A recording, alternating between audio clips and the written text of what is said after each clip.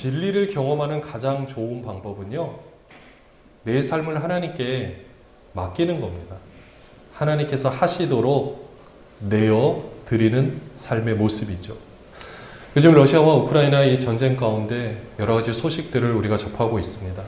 특별히 우크라이나의 교민들 가운데 이제 예수를 믿고 얼마 되지 않는 그런 성도님들의 소식을 들을 때가 있는데요. 기도 편지를 이렇게 받았는데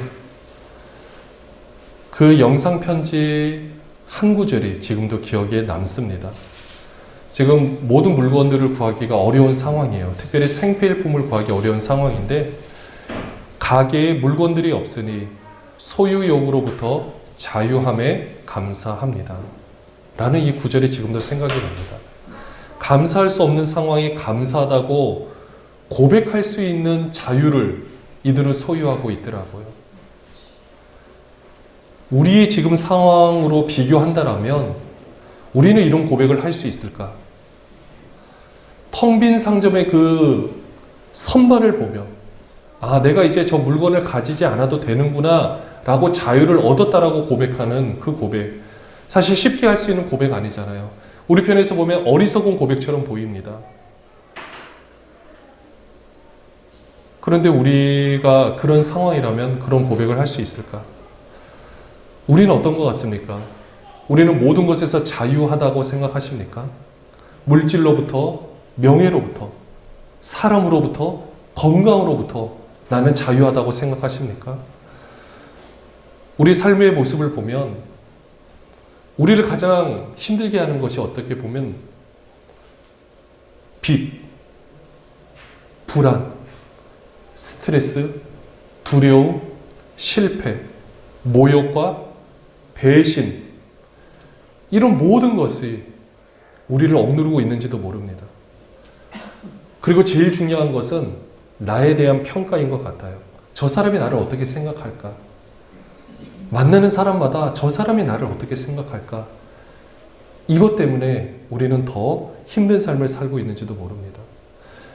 솔직히 우리 현재의 모습이 힘들어서 자유하지 못합니까? 아니면 아직 오지도 않은 미래에 대한 생각 때문에 자유할 기회를 우리가 주지 않고 있습니까?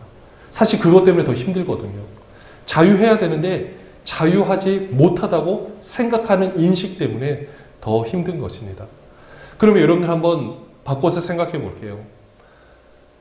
내가 원하는 자유의 삶의 모습은 어떤 모습입니까? 가장 이상적인 모습은 무엇이라고 생각하십니까? 내가 모든 것으로부터 자유한 삶의 모습은 어떤 모습일까요? 모든 것을 다 가졌을 때? 아니면 모든 것을 다 이루었다고 생각했을 때? 어떤 모습이라고 생각하십니까? 요즘에 파이어족이라는 용어 들어보셨습니까? 원래는 소비를 극단적으로 줄이며 은퇴 자금을 마련해서 남들보다 일찍 은퇴해서 나름대로 삶을 살아간다라는 그 부류의 사람들을 파이어족이라고 합니다. 그런데 이제는요, 원래는 이 파이어족이 우리나라에서 등장한 것은 아니지만은 지금 우리는 그래서 K-파이어족이라 그래서 지금 젊은 세대들이 생각했을 때 나는 이때쯤 은퇴하기 위해서 이 정도 자본을 내가 모아야겠다라고 생각을 하는데요. 옛날에는 저축을 통해서 모았다고 하지만 지금은 그것이 불가능하다고 여겨서 투자를 통해서 이제 나는 내가 원하는 것을 이루겠다라고 생각하는 거죠. 그리고 실제로 그렇게 이룬 사람들도 많이 지금 이렇게 뭐 유튜브나 이런 데를 보면 많이 있는 것을 이렇게 보게 됩니다. 그런데요, 여러분 한번 생각해 보십시오. 내가 모든 것을 다 이루고 이제 나는 은퇴를 하고 모든 것을 다 가졌다고 생각을 했을 때 여러분들 그렇게 열심히 그때까지 달려온 목적이 무엇 때문이었습니까? 여러분들 우리 남성분들은 열심히 일하는 목적이 무엇일까요? 그래도 우리 가족들 좀 더 편안하게 생활을 할 수 있게 해주려고 열심히 일하지 않습니까? 우리 부모의 입장에서 열심히 일하는 목적이 무엇일까요? 우리 자녀들이 조금 더 편하고 그 삶을 누릴 수 있도록 우리가 열심히 일하고 있는 것 아니겠습니까? 결국은요, 내가 무엇인가를 다 이룬다 할지라도, 또 내가 무엇인가를 내가 열심히 해서 내 목적을 달성한다 할지라도 그 가운데 내 주위의 모습을 보면 결국 가족으로 돌아가는 것을 보게 됩니다. 결국 가족을 위해서 내가 이 모든 것을 하고 있었구나라는 것을 알게 된다라는 거죠. 그러면요, 우리가 생각해 볼 수 있는 것이 있어요. 내가 만약에 열심히 일을 해서 지금 희생을 하고 모든 것을 이루어서 이제 내 가족을 위한다라면, 진짜 결국 그것을 위해서 내 삶을 살아간다라면 지금 나한테 주어진 이 현실 가운데서 내가 할 수 있는 부분은 없을까? 한번 생각해 볼 필요가 있는 거죠. 사실 지금 먼저 할 수 있는 것들이 있습니다. 지금 내 주위에 있는 내 가족 또는 내 이웃, 내 친구, 그들에게 내가 지금 해줄 수 있는 것들을 내가 해주지 못하면은요, 나중에 나는 다 이루어서 나는 모든 것을 자유하게 됐을 때 나는 해줄 수 있다라고 생각하지만은요, 진짜 그럴 수 있을 것 같습니까? 아니요. 되게 힘들다라고 생각하시면 됩니다. 여러분들, 우리 젊은 세대는 이제 정말 열심히 일을 해서 편안하게 이제 연금도 받고, 예를 들어서 노후 생활을 할 수 있다고 가정했을 때 막상 그런 입장이 되면은요, 그 남자의 입장에서는 여러분들 어떨 것 같습니까? 마음이 편하다고 하는 경우도 있지만, 제가 이전에 만났던 그 분들의 이야기를 들어보면 처음에는 퇴직하고 여러 군데 여행도 다니고 함께하고 즐거운데 나중에 아내가 뭐라고 하는지 아십니까? 내가 당신이 열심히 일한 것 때문에 내가 6개월은 내가 쫓아다녔는데 이제 나 좀 내버려 두라고. 난 이제 혼자 다닐 거니까 혼자 이제 알아서 하라고. 대부분 이렇게 이야기를 한다고 합니다. 여러분들은 공감하십니까? 근데 그런 모습을 봐도 내가 모든 것에서 이제 자유하다고 생각한다 할지라도 그때는 또 내가 일할 수 있는 어떤 직장이나 사업이나 또 내가 거기에서 내가 일한 만큼 대가를 받을 수 있는 것이 없게 되면 또 그것 때문에 많이 힘들다라고 해요. 또 얽매여서 내가 그렇게 이제까지 살아온 내 인생이 평가받지 못하는 것에 대한 그 생각 때문에 너무 힘들다라고 이야기를 합니다. 여러분들, 결국 이 모습을 보면은요, 우리 인생이라는 전체 부분을 다 보면, 물론 지금 세대에서는 더 많은 것을 가지면 당연히 더 좋죠. 그렇지만 모든 것을 가진다고 한다 할지라도 내 모든 삶이 모든 것에서 자유할 수 있느냐? 또 그것은 아니라는 것을 깨달을 수 있다는 겁니다. 저는 가끔 지금 저의 모습을 생각해 볼 때가 있어요. 지금 이 모습을 보면, 생각해 보면 지금은 이제 돈은 조금 없죠. 부족하긴 하지만은 한편으로 생각하면 뭐 미래에는 뭐 두려움 이런 거 다 내려놓고요. 그냥 보면 가장 제 인생에 있어서 가장 행복한 시간을 보내고 있지 않나 생각해 봅니다. 왜냐하면 여러분들, 저도 똑같이 한 가정의 가장이잖아요. 가장이라면 그래도 우리 자녀들과 함께 좋은 시간을 보내고 싶은 그 로망이 있고 꿈이 다 있는데 저는 지금 그것을 그래도 해줄 수 있어서 되게 감사하더라고요. 어떻게 보면은 지금이 제가 그 언젠가 자아실현이라고 하죠. 제가 모든 것을 다 이루고 났을 때 제가 가장 하고 싶은 것이 무엇일까 생각해 보면은 누구든지 물어봐도 가족과 함께 보내는 시간 아니겠습니까? 그러면은 근데 저는 지금 그것을 하고 있다는 거죠. 물론 근데 이 사람이 어떻습니까? 그것을 그대로 누리면 되는데 누리기가 어렵잖아요. 내가 이래도 되나? 아, 지금 당장 뭔가를 해야 되는 거 아닌가? 막 여러 가지 생각들. 이런 모습을 때문에 이 시간을 온전히 누리지는 못하지만 결국 깨달을 수 있는 것은 지금 내가 무엇인가를 하는 것 자체가 가장 중요하겠다. 가장 중요한 거다라고 결론을 내리게 됐습니다. 여러분들, 그래요. 오늘 말씀 제목이 진리를 경험하는 가장 좋은 방법인데 일단 제가 오늘 말씀을 준비하면서 제가 우선 내린 결론은 지금 주어진 삶을 그냥 잘 사는 것이 진리의 삶이겠구나. 어차피 내 인생이 흘러가면서 지금 내가 누리지 못하면 나중에도 못하겠구나. 이것을 저는 깨달았어요. 그런데 많은 사람들이 이것을 깨닫지 못하잖아요. 나중에 알게 되잖아요. 지나고 나서, 다 잃고 나서야 건강의 소중함도 알고, 다 잃고 나서야 관계의 소중함도 그때 알지만은 이미 늦은 거죠.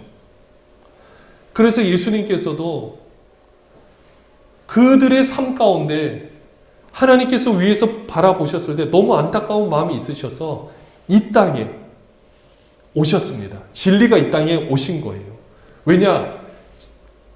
진리의 삶을 살게 해주시려고 진리이신 예수 그리스도께서 이 땅에 오셨습니다. 그러면 진리가 무엇일까요? 우리 요한복음 14장 6절 말씀을 보면은요, 우리 같이 한번 읽어볼게요. 같이 읽겠습니다. 예수께서 이르시되 내가 곧 길이요 진리요 생명이니 나로 말미암지 않고는 아버지께로 올 자가 없느니라. 이 문장, 이 말씀 구절 많이 들어보셨습니다. 이 말씀 구절을 볼 때 너무 어렵게 생각하지 마시고 진짜 간단하게 보시면은요, 어떤 거냐면 내가 곧 길이요 진리라 그랬어요. 그리고 생명이라고 했습니다. 우리가 이 말씀을 딱 보면 예수님이 중개자 역할을 하시는 것 같다라고 생각하겠지만 그것이 아니라요, 나란 존재, 그러니까 우리가 살아가는 우리의 삶의 모든 부분이에요. 그 부분이 어디와 연결이 되어 있다? 하늘, 하나님과 연결이 되어 있다. 쉽게 표현하면 하나님께서 찾아오셨다라는 거예요. 그러니까 중개자 입장이 아니라 하나님께서 지금 이 땅 가운데 우리의 눈에 보이고 우리가 인식할 수 있는 그곳으로 하나님께서 이 땅에 오신 거예요. 여러분들 어린 아이한테, 옹알이 하는 아이한테 말을 가르칠 때 어떻게 합니까? 여러분들 수준을 어디에다 맞추나요? 가르치는 사람은 모든 것을 안다 할지라도 모든 것을 아는 사람이 가장 잘 가르치는 비결은 그 어린 아이에게 맞춰주는 것 아니겠습니까? 그래서 그 아이가 인식할 수 있는 범위 내에서 말할 수 있도록 도와주는 게 가장 잘 가르치는 교사의 역할이에요. 마찬가지입니다. 하나님께서도 이 말씀 구절을 통해 알 수 있는 것은 이 땅에 진리가 오셨는데 먼저는 하나님과의 관계가 깨졌잖아요. 우리의 반역으로 인해서 깨졌는데 우리가 아무리 하나님께로 가려고 발버둥 쳐서 나름대로의 선한 모습을 통해 뭔가를 이루려고 했지만 다 멀어졌어요. 다 안 됐어요. 그렇기 때문에 하나님께서 이 땅에 자신의 모습을 보여주시기 위해서 인간의 몸으로 이 땅에 오셨습니다. 그분이 진리세요. 그분이 사셨던 삶의 모습 자체가 진리의 삶의 모습인 겁니다. 그래, 그분은 어떻게 하셨습니까? 오늘 종료 주일인데 마태복음 21장 5절에 보시면은 이 말씀을 이루어 내셨어요. 같이 읽어볼까요? 시온 딸에게 이르기를 내 왕이 내게 임하나니 그는 겸손하여 낙이 곧 멍에 매는 짐승의 새끼를 탔도다 하라 하였느니라. 오늘 일부 예배 때도 우리 같이 말씀을 나눴는데 낙이 곧 멍에 매는 짐승의 새끼를 탔도다라고 했어요. 이거는 제가 세발 자전거를 타는 모습과 별반 다르지 않습니다. 보기에 별로 그렇게 예쁜 모습은 아니에요. 멋진 모습은 아니에요. 근데 겸손의 왕으로 오신 예수님, 또 하나의 평화의 왕으로 오신 예수님, 왕으로서 입성을 하긴 하는데 멋있는 말을 타고 입성을 하시는 것이 아니라 나귀를 통해서 그 누구도 그 나귀의 새끼를 타지는 않아요.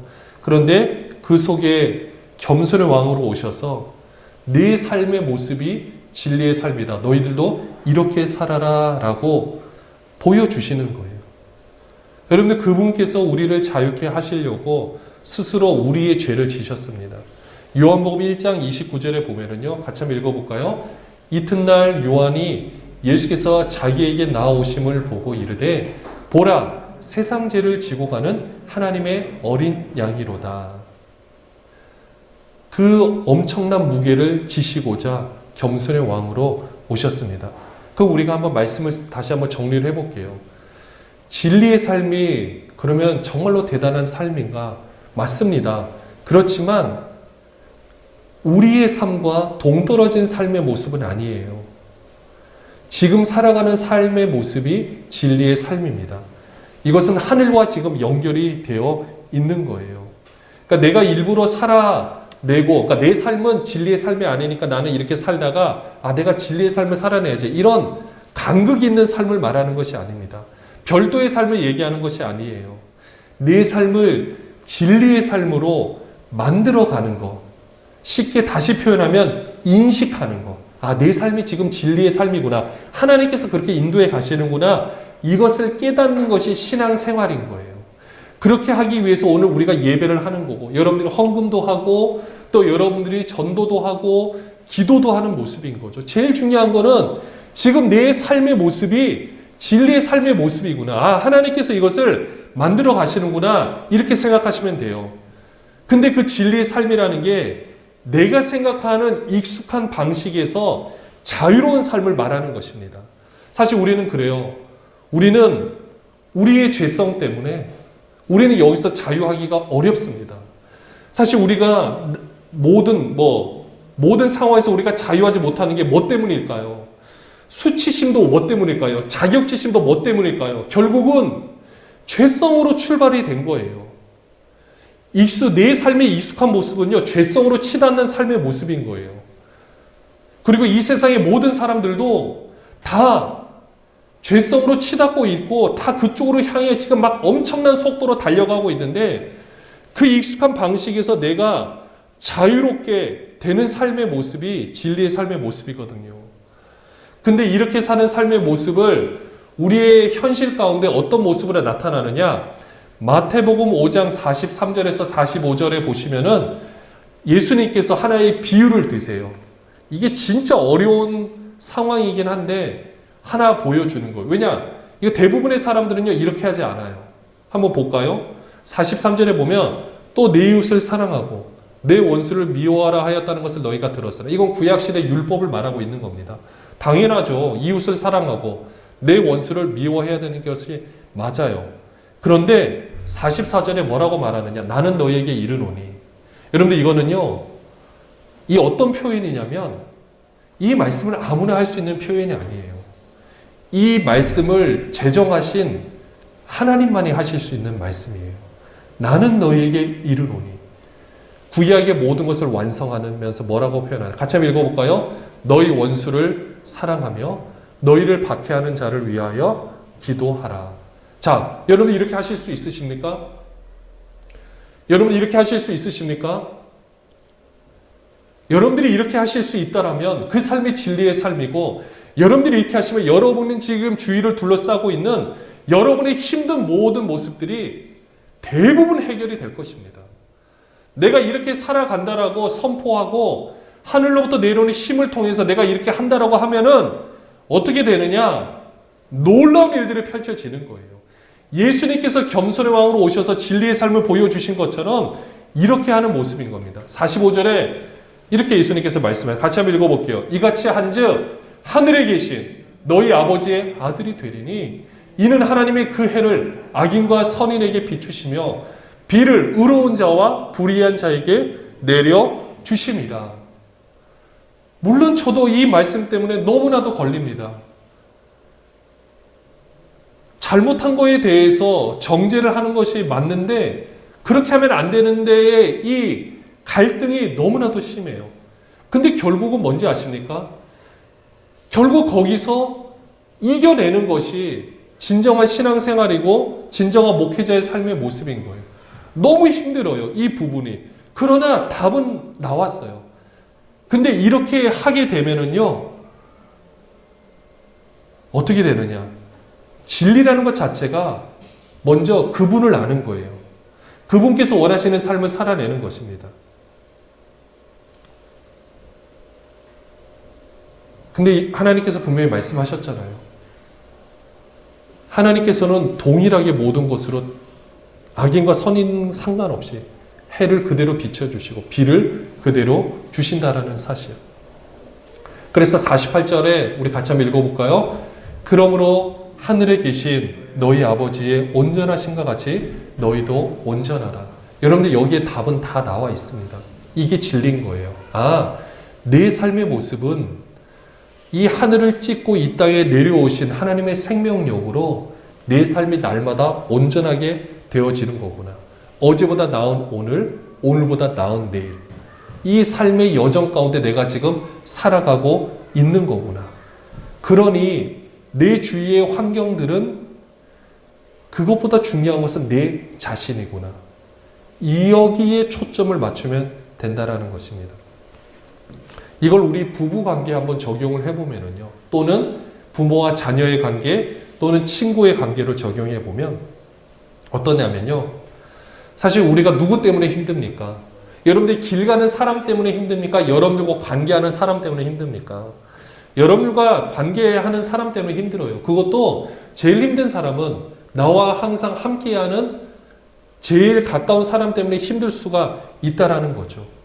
근데 이 부분에서 만약에 우리가 훈련이 되어 있지 않으면 진짜 힘들 수가 있습니다. 우리는 사실 애꿎은 그 사람을 탓해요. 저 사람 때문에 내가 그렇다고. 저 사람 때문에 내 인생이 이렇게 된 것 같다고. 아무리 그렇게 얘기한들 우리와 가장 가까이 있는 사람 때문에 부딪히는 모습처럼 보이지만 여러분들 그 사람들은요. 언제 어디서든지 항상 준비가 되어 있어요. 그렇기 때문에 가장 좋은 것은 너무나도 힘들고 어렵겠지만 내가 그 상황을 통과할 수 있는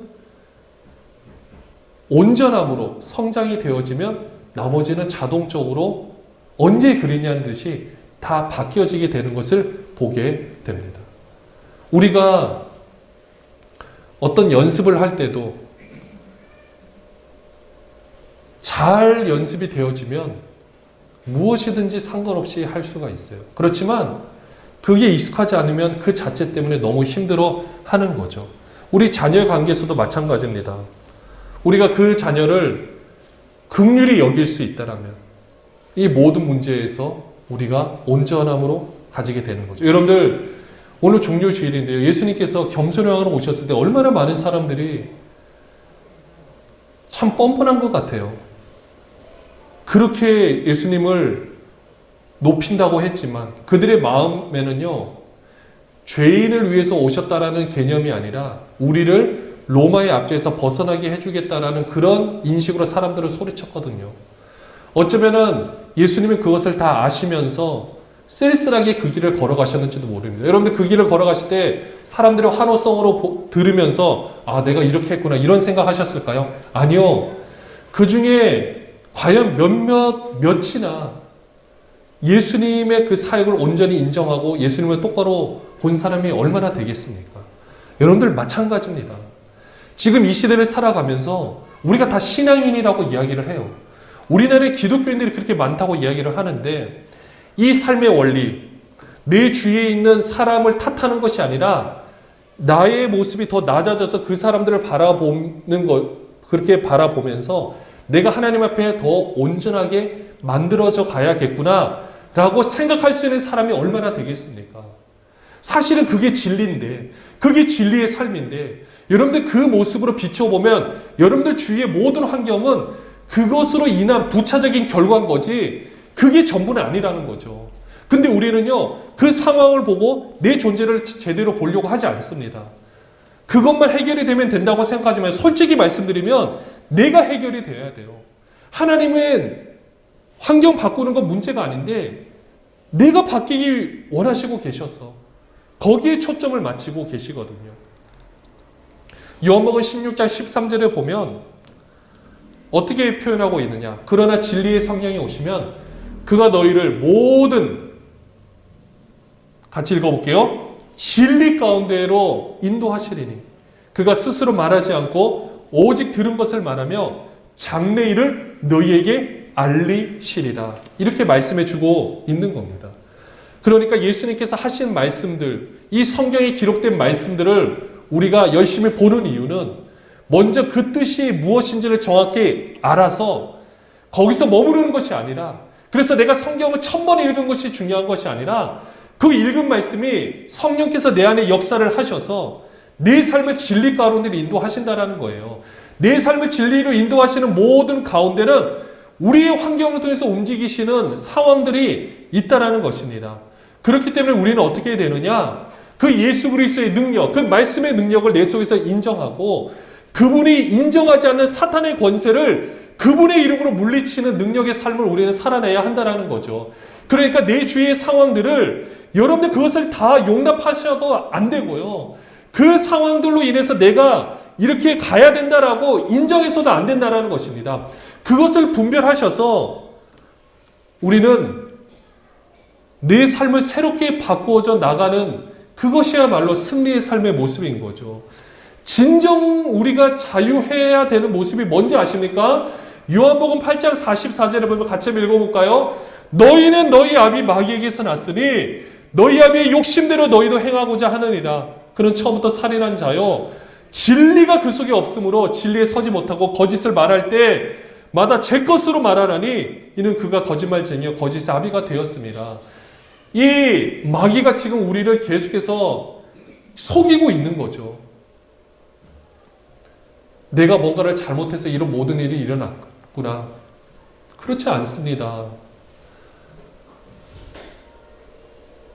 그러면 나는 더 이상 못한다. 아니요, 그렇지 않습니다. 진리의 삶을 살게 해주신 예수 그리스도가 이 땅에 오셨고 우리의 죄를 십자가에 못 박, 여기서 우리의 죄를 십자가에 못 박으셨다는 게 뭔지 아십니까? 지금 마귀가 우리를 속이고자 그리고 그래서 우리가 사실 첫 번째 아담이 속았잖아요. 그런데 그 죄값을 하나님께서 이 땅에 육신의 몸을 입고 오셔서 대신해서 져주신 거예요. 합법적으로 그것은 이제는 이 마귀가 우리를 속일 수 있는 권한이 없습니다. 근데도 우리는 어떤 생각이 드냐? 그게 나타나면 두려운 거예요. 내가 또 넘어지겠구나. 안 되겠구나. 아니요. 우리를 붙들고 계시는 분이 계십니다. 그래서 그분께서 우리를 세우고자 쉽게 표현하면 재활 훈련을 우리에게 시키시는 거예요. 우리가 온전히 설 수 있도록. 그래서 온전히 새로운 생명으로 살아갈 수 있도록 도와주시는 겁니다. 여러분들 저희 잠옷실을 보십시오. 어린아이들이 있습니다. 여러분들의 저 어린아이들은 한 생명이 아닙니까?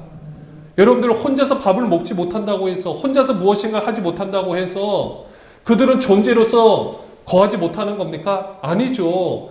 하나의 생명이고 하나의 인간이고 그 값은 도저히 어떻게 계산을 할 수가 없습니다. 적어도 부모의 입장이 있다라면 그 자녀의 생명보다 아니 그 자의 생명이 내 생명보다 더 크다고 여길 거예요. 그런 것처럼 우리가 온전히 하나님께서 세워가시기 위해서 우리에게 어떻게 보면은 우리 눈에는 고난의 모습으로 보여지는 것들을 통해서 우리를 지금 세워가시고 있다라는 것입니다. 베드로전서 4장 12절에 보시면은 이렇게 말씀을 하세요. 베드로가 그 당시 초대교회 점점 고난이 심해지고 있는 상황에서 이런 말씀을 하시는데 같이 읽어볼까요? 사랑하는 자들아 너희를 연단하려고 오는 불시험을 이상한 일 당하는 것 같이 이상히 여기지 말고. 이 말씀은요, 그러니까 모든 상황을 하나님께서 나에게 고난을 주셨다. 아니요, 절대 그런 것은 아닙니다. 사단을 계속해서 속이려고 해요. 그런데 일반적인 법칙에 의해서도 내가 살아왔던 삶의 법칙 또는 내가 제어할 수 없었지만 우리 부모님이 살아왔던 삶의 법칙을 통해서 우리가 영향을 받을 수밖에 없는 상황이 있습니다. 근데 그런다 할지라도 그래서 내가 지금 그 영향을 받지만은 그것은 내 죄 때문에 그런 것이 아니고 내가 못나서 그런 것이 아니기 때문에 우리는 거기서 내 마음을 정확하게 굳건히 세우고 그런 것이라 할지라도 지금부터 내가 새롭게 만들어가면 아, 내 주변의 상황은 이거는 가상의 상황인 거구나. 실제로 일어나지만은 내가 여기서부터 새롭게 만들어가야겠다라고 생각하면은요, 그 모든 상황을 새롭게 바라볼 수 있게 되는 것입니다. 그러면 정말로 진리의 삶을 살아갈 수 있게 되고요. 그것이 바로 진리를 경험하는 방법인 거예요. 베드로전서 4장 15절 16절에 보면은요. 주의해야 될 점을 알려주고 있습니다. 너희 중에 누구든지 살인이나 도둑질이나 악행이나 남의 일을 간섭하는 자로 고난을 받지 말려니와. 이런 걸로 인해서 고난을 받아서는 안 된다는 거예요. 그러니까 내 삶을 하나님께서 주장하신다고 내 멋대로 살아가도 되느냐? 아니요. 절대 그렇지 않습니다. 항상 우리가 지혜롭게 모든 것을 대처하고 바라봐야 돼요. 그렇지만 16절에 만일 그리스도인으로 고난을 받으면 부끄러워하지 말고 도리어 그 이름으로 하나님께 영광을 돌리라. 왜냐? 하나님께서 그것은 책임져 주시니까. 우리의 이 죄 문제, 내가 이 죄 문제에서 자유하기 위해서 하나님께서는 고난이라는 이 상황을 통해서 우리는 훈련을 감당하게 하실 수 있어요. 그게 만약에 우리 자녀의 모습을 통해 나타난다면 정말로 힘듭니다. 진짜 안타까울 거예요. 이제부터 여러분들에게 말씀드리고 싶은 것은 이제는 내 주위의 상황만을 가지고 너무 탓하지 않았으면 좋겠어요. 물론 어느 정도 우리 영향을 안 받을 수는 없습니다. 그러나 그 상황에 대해서 우리가 기도를 하게 되면 내 안에 계신 성령님께서 내가 이제까지 들어왔던 말씀, 이해되지 못했던 것을 깨닫게 해주시면서 그 생명의 말씀대로 살아갈 수 있는 힘을 주실 거예요. 왜냐? 예수 그리스도께서 내가 곧 길이요 진리요 생명이니 우리는 연결이 되어 있어요. 이제는 누가 그 그리스도의 사랑에서 우리를 끊으리요? 아무리 거짓말을 한들 그것은 끊어질 수가 없습니다. 우리는 이미 연결이 됐어요. 그렇기 때문에 우리는 어떻게 되느냐? 베드로전서 4장 19절에 보시면 그러므로 하나님의 뜻대로 고난을 받는 자들은 또한 선을 행하는 가운데 그 영혼을 뭐라고요? 미쁘신 창조주께 의탁할지어다. 미쁘신 능력이 많으신 우리가 의지할 만한 대상이 되신 그 창조주께 의탁할지어다. 이 세상 모든 만물을 디자인하신 그 하나님께서 지금 우리를 새롭게 디자인하고 계십니다. 우리가 그 디자인대로 아름다운 삶을 살아낼 때 여러분을 통해서 여러분의 환경이 바뀌어질 거라 생각합니다. 환경이 여러분을 만드는 것이 아니라 여러분의 그 환경을 창조해 나가는 역할을 하게 되실 거예요. 이제까지는 우리가 어떻게 할 수가 없었어요. 그런데 오늘부터는 내가 바꿀 수가 있습니다. 진리를 경험하는 가장 좋은 방법은 하나님께서 지금 하시고 계심을 우리가 인정해 드리는 거예요. 그렇기 때문에 사랑하는 여러분들, 우리가 진리 그러는데 너무 거대한 삶을 생각하지 마시고 지금 내가 할 수 있는 부분에서 내가 하나씩 바꿔가시길 바랍니다. 환경에 어려움이 있다면 여러분들 기도하십시오. 우리가 함께 기도하시면 됩니다. 그리고 내가 실천할 수 있는 부분을 실천하십시오. 그리고 그렇지 못한 부분은 우리의 더 많은 기도를 통해서 우리가 함께 연합하면서 그것을 만들어 가시면 좋을 것 같아요. 지금 우리가 이렇게 나란 존재를 내가 인식하는 것으로 남아있다는 것이 얼마나 귀하고 복된 일인지 아십니까? 이제 우리는 그 진리를 경험하는 자로서 우리 함께 이 자리에 서 계십니다. 여러분들을 통해서 진리의 삶이 펼쳐나갔으면 좋겠고요. 진리의 삶을 많은 사람들이 경험할 수 있도록 하나님께서 지금 여러분을 만들어가고 계십니다. 그 하나님의 놀라운 그리고 그 섬세한 손길과 그 하나님의 섭리 아래 우리의 모든 영혼을 맡겨드리는 저와 여러분이 되시기를 주님의 이름으로 축원합니다.